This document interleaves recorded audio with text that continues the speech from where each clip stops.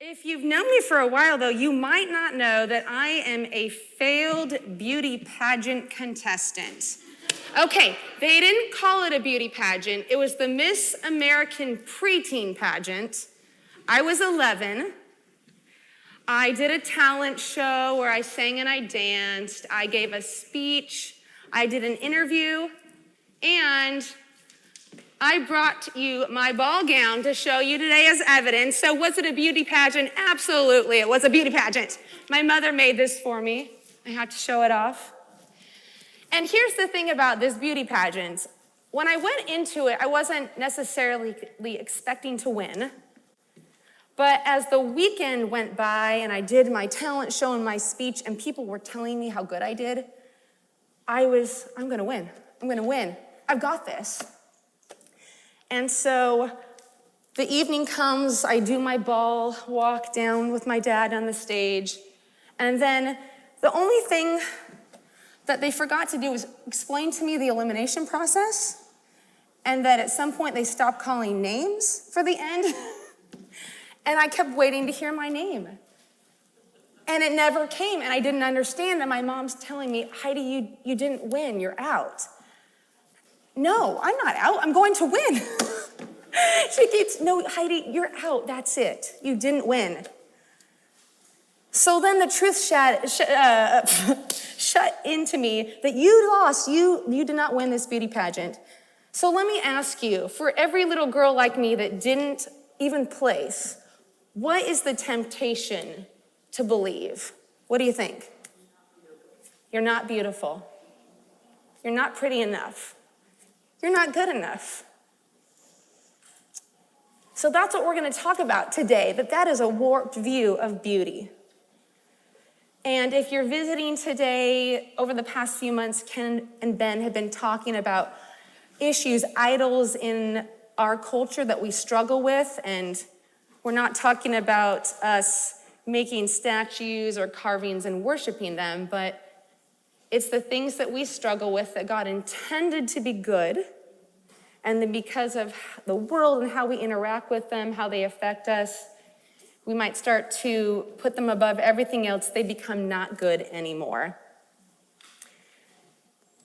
The idolatry of beauty, it's not a new struggle, right? I mean, it's been around since the beginning. Each culture has different ways of looking at beauty, and what we say is a requirement. But today, in this culture, we have some unique challenges. We have artificial intelligence and AI. We have images that we're being told are perfect beauty, but they're not even people. They're not real humans. So it's all around us, and we have to figure out what the dance is, because we were originally created to care for this world and bring order, to beautify, but everything around us is flawed and imperfect. When we don't have any care for beauty, there can be squalor, there can be no sense of dignity, and there can also then be this fixation on beauty and the outward appearance. So we need a lot of help, right? This topic is particularly personal to me, not just because of my failed beauty pageant, but I watched my mom struggle with it through her whole life. She had weight issues, and she would sometimes avoid seeing friends she hadn't seen in a while because she didn't want them to see that she'd gained weight, because she thought that would affect their love for her, which is ridiculous, right? But if you're the one struggling with it, it's really painful. But this isn't just a woman problem. Right now, the National Eating Disorder tells us that 1 in 3 of the eating disorders are in men. So it's a human problem. What's really cool is that I think God has some truth and some healing for us. And I chose Proverbs 31 today, and I'm going to have us read it through in a couple minutes. But before I read it, I want us to reimagine it, maybe from the way that you were taught it. I know that whenever I have looked at this section, this feels like an overwhelming resume that I will never be able to accomplish. But I don't think that's the way that Jesus wants us to view it, because he doesn't give us a burden to carry, a heavy yoke. He wants us to feel that he's with us and that he can help us navigate it. So before I read it, there's just a couple things that I want us to consider. The first thing is that this is the very end of a book that has been talking all about wisdom. And throughout the book, wisdom is often described as this awesome lady, this beautiful woman of virtue, and she's often contrasted with a woman of folly or a woman of ill repute. So I kind of see it as the culmination of what the entire book has been showing us, that wisdom is like. Proverbs have been compiled by Solomon. This last section tells us that it was written to King Lemuel by his mother. It's the words his mother gave him. And we're not really sure who King Lemuel is, if it's Solomon or not, but what I think is important to know, that Lemuel means belonging to God. So these are characteristics, that's a hard word for me to say, characteristics of a wise woman given to a son who belongs to God. And the final thing to think about before I read it, we can't see it in English, and I'm not a Hebrew scholar, but in Hebrew, these verses right here, they form an acrostic in Hebrew. So each verse, starting in verse 10, starts with a different letter of the Hebrew alphabet. And this acrostic that we can see if we know Hebrew, it implies this is a perfection. We couldn't even hope to attain it. It is so much more than any one person can do, which is comforting to know that, yeah, we're not going to be able to completely attain this, but these are the characteristics that we can aspire, both as men and women, to have. So as I read it, if we zoom out and think about this Proverbs 31 woman, these are the characteristics that a virtuous community, the bride of Christ, can embody. So whether you're a man or a woman, you can embody these characteristics of women, or of wisdom, sorry. So I'm going to take a deep breath and then we'll read it together.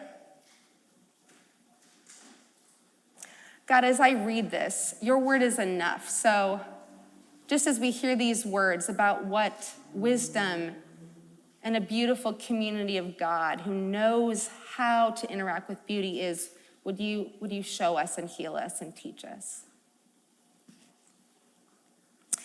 Here we go. An excellent wife, who can find her? For her worth is far above jewels. The heart of her husband trusts in her, and he will have no lack of gain. She does him good and not evil all the days of her life. She looks for wool and linen and works with her hands in delight. She is like merchant ships. She brings her food from afar, and she rises while it is still night and gives food to her household and portions to her attendants. She considers a field and buys it. From her earnings, she plants a vineyard. She surrounds her waist with strength and makes her arms strong. She senses that her profit is good. Her lamp does not go out at night.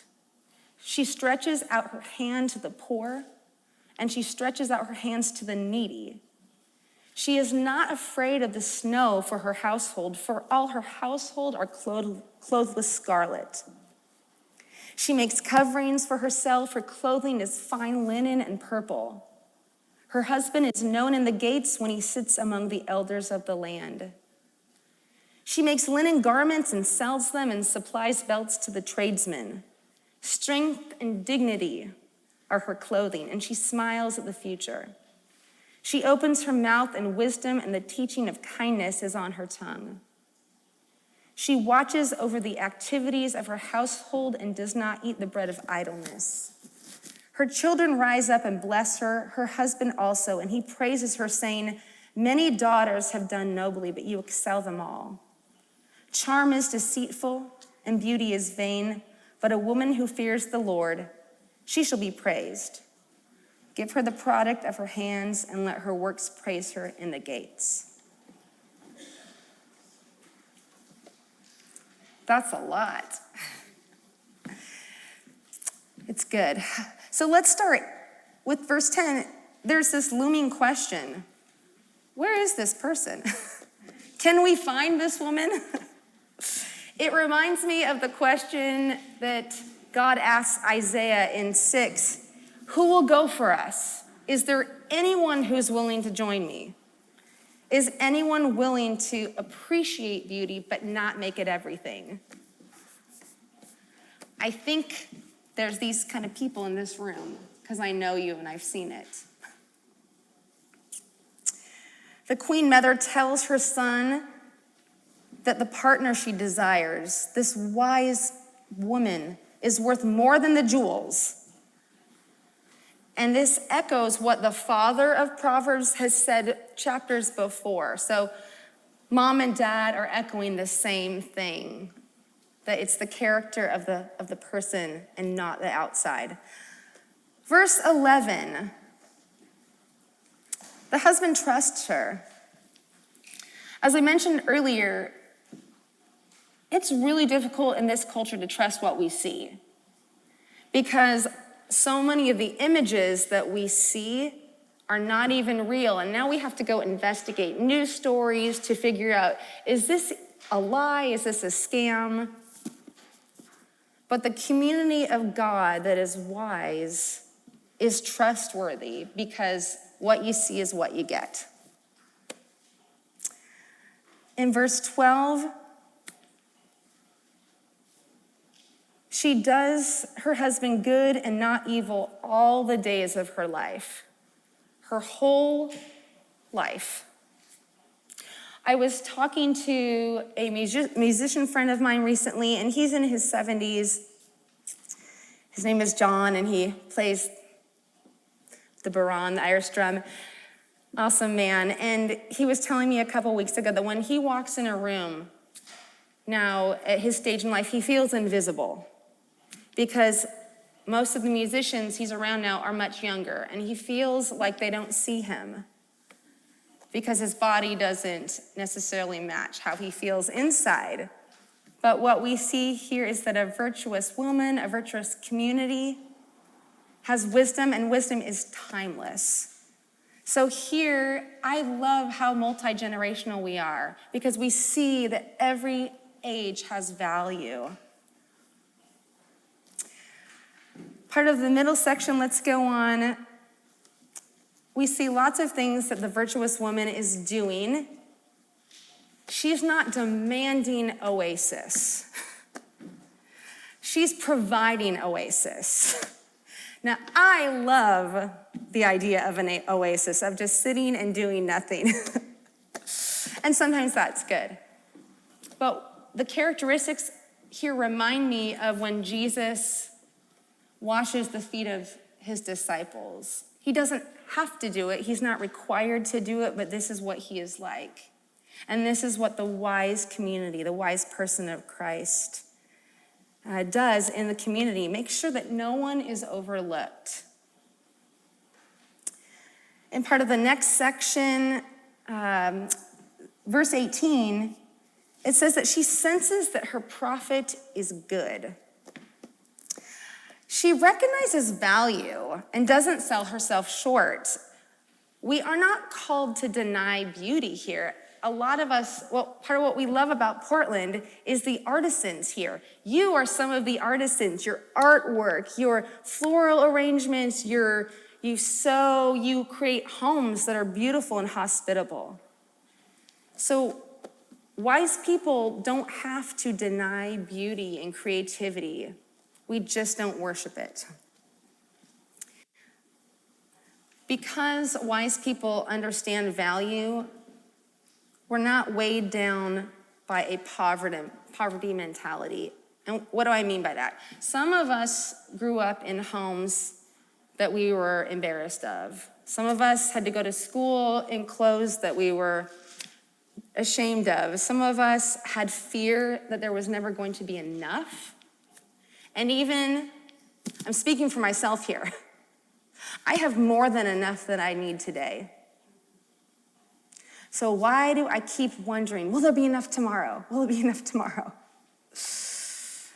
And that is not recognizing that we have a very good provider in our King. Wisdom understands that we can't let fear be the driver.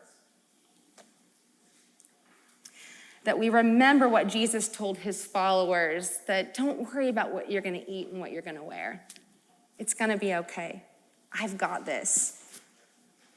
In verse 24, this was I really love this verse. In English, it says that she makes linen garments and sells them and supplies belts to the tradesmen. Well, in Hebrew, it's that she supplies these belts or sashes to the Canaanites. She's making sure that her enemies have her wares. Throughout history, we have had so many enemies and cultures of people who are different. We fear the other. And sometimes there is a threat, but most of the times these enemies are fabricated for political reasons, social reasons. We have a long history of creating enemies. We currently have many situations in our country of the same kind, of making enemies of people who don't look like us. There's a modern writer named Charles Yu. You might know him. He asked this question: what does it mean to be an American? What does an American look like? It looks like all of us.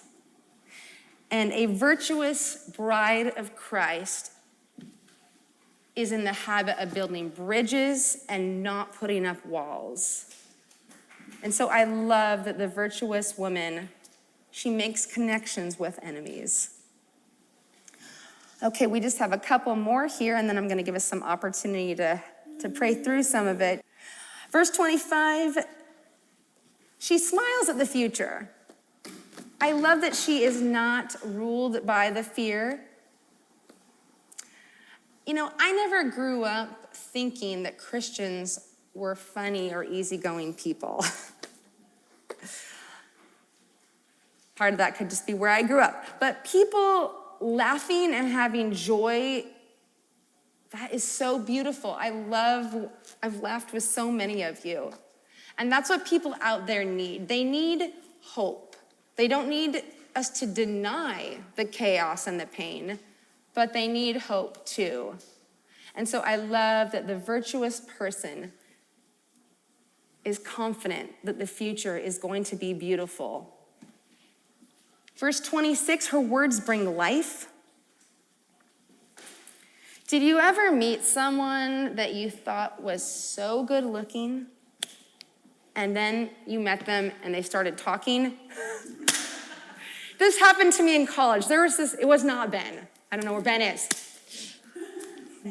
Ben is beautiful, always beautiful. But before I met Ben, there was this guy that oh man. Well, one day in the cafeteria, I was sitting by myself, and he honored me with his presence. And about 10 minutes later, I thought, well, that's enough of that. So anyway, you just never know what's going to come out of a person's mouth. And just because their appearance might be beautiful to you, it may not be a beautiful character that comes out. So the last section, I see this as the ultimate reward. It might not be a beauty pageant or people's sexiest man alive, but here the community sees the value. It sees that you are more than your appearance. It reminds me of the words in the New Testament that at the end, well done, good and faithful servant. And this is the community that I'm proud to be part of. You all are this community. because you understand that beauty is more than what we look like. But you all do look really good. I get a look at you every week from up here. You are beautiful. So I want to give us a couple little opportunities to respond. And you are welcome to do this in prayer. If it's too overwhelming, though, you can just sit quietly, or you could take these into prayer during the week. Ben kind of already did this. I don't know if you looked at my notes or not, but we'll focus on it again. So let's just take a deep breath first.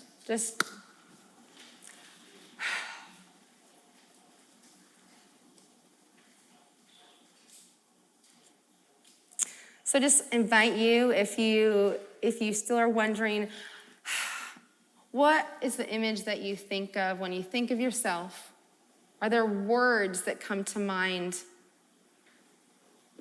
when you think of yourself?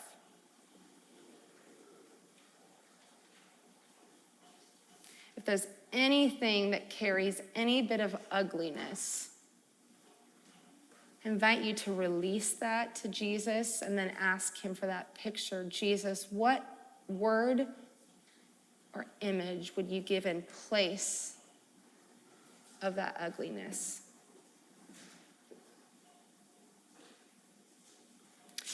When the Father looks at you, friend, you are radiant. And all who look to Jesus are radiant. So just right now in this moment, I feel your radiance. Thank you for these people.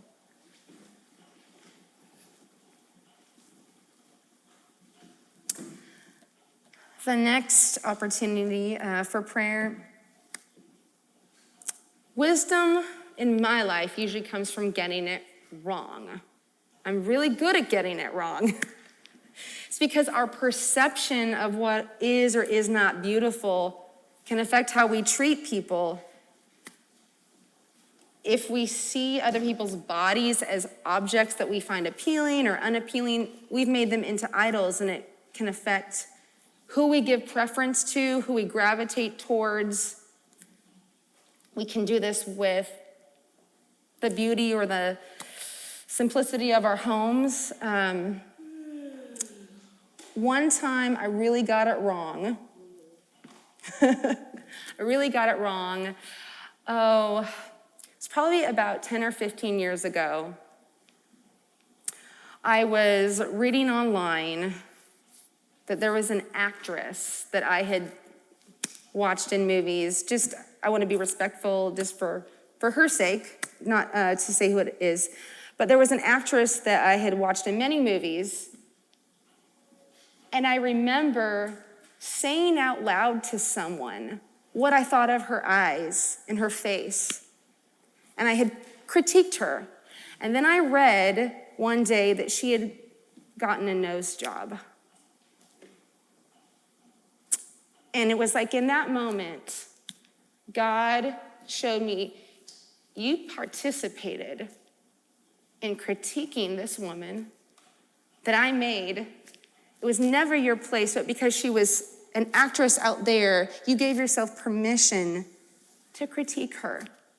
And you're one of just millions of people. And it was like the Lord just revealed that to me and really brought healing. And I was able to wow, you're right. Why do I think that because I don't know someone personally, I can sit and give a comment on what they look like? So that's just one time I got it wrong. A great image of this is, has anyone ever seen the statue of David in Florence by Michelangelo? I know some of you are travelers. I was a teenager when we went there, and like a good teenager, I told my parents I was tired of seeing too much art, and I stayed at home in the hotel room and slept in, so I didn't actually see it. My parents went and saw it. But if you've seen it, as I've seen the pictures, David's hands and his head are disproportionate. And part of the reason is that when Michelangelo sculpted it, he intended people to look at it from the ground and see it up elevated. And he intentionally made the head and the hands not quite right on purpose. When we have the wrong perspective, we miss the heart of the artist. So I'd invite you, if you'd like, in this moment, with no condemnation at all, if you'd like to ask Jesus if there's any way I've participated in bringing harm because of my misperception of beauty, would you show me that? And thank you for your forgiveness. And now I'd invite you to ask Jesus, is there anyone that you would bring this week who I can show dignity to, who I can show beauty to?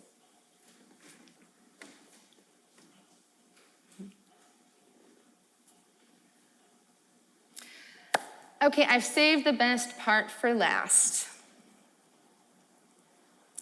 There's been no perfect community throughout history who's gotten this right. Some have come really close, but we need Jesus. And one of the paradoxes of Jesus that I love is that he's the Son of God and he is the radiance of God's glory, and yet he came to earth in an imperfect body like the one that you and I have.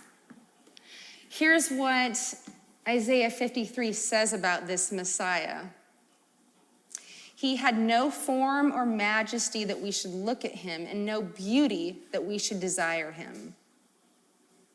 So this radiant, perfectly beautiful king enters the world as a baby, grows up, and becomes this astounding, confusing rabbi who models what it is to be a child of God in perfect step with wisdom, with these characteristics of beauty.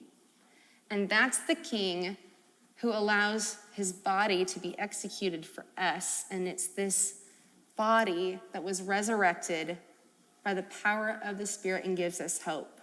This is the outcome of the horrific cross. In his book, Beauty Will Save the World, I brought some of my books here, by the way, so you can see what I was reading as I was studying.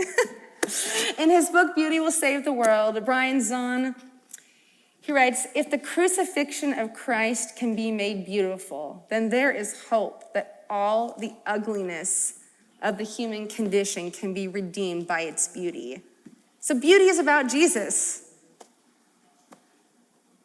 It's about a king and his people who don't maybe act the way that those around us expect. And he cares that his people live in beautiful ways and experience his forgiveness when they don't act very beautiful. That's really good news. I'm going to share one last story before we do our last moment of pause and prayer to worship Jesus. And this is a story that has stuck with me for many years. And it is a story about this. It's a story about lipstick. Some of you might know this story. I do. Do you know? Oh, great. It's a good one. This event took place in 1945, near the end of World War II. It took place in the Bergen-Belsen concentration camp. This is the camp where Anna Frank and her sister Margot died. It was the camp where they didn't just send Jews, the Nazis sent anyone that they decided was less than human. There were a lot of children sent there.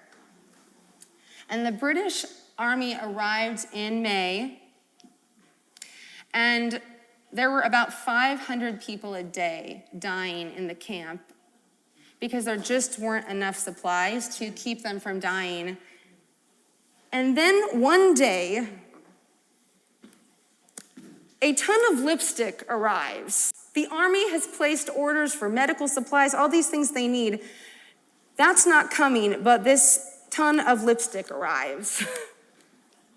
And I want to read you from the diary of Lieutenant Colonel Gonin of the British Army. This is what he says about this lipstick.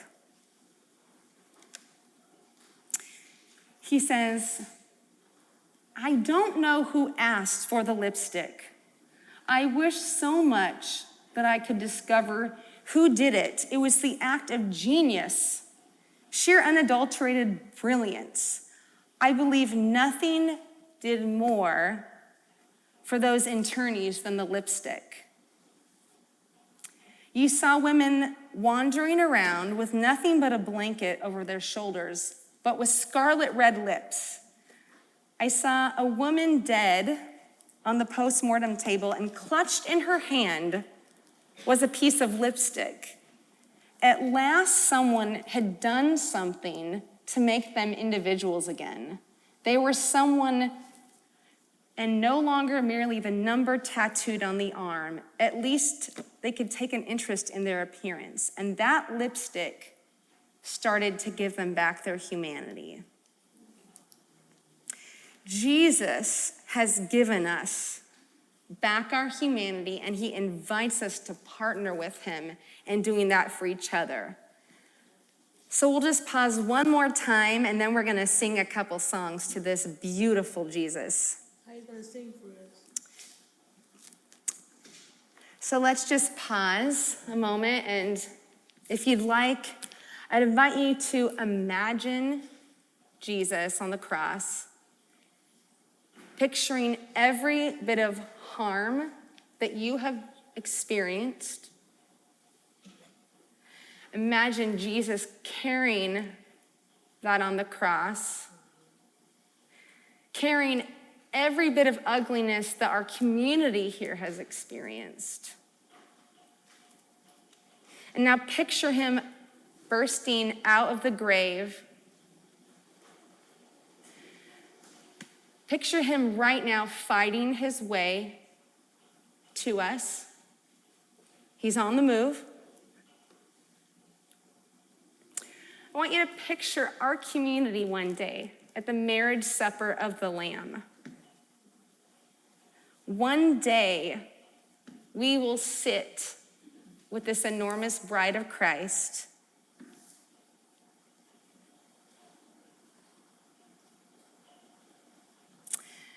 And I just am grateful, Jesus, that you have made us beautiful. You are making things beautiful. Thank you that the invitation of your community, your bride, is to interact wisely, to appreciate beauty, to give dignity back. Help us this week as we navigate a world where we can't always trust what we see. Help us to see what you see. And right now, would you just fill your church with joy and hope and enjoy our songs to you? Thank you, Jesus. Amen.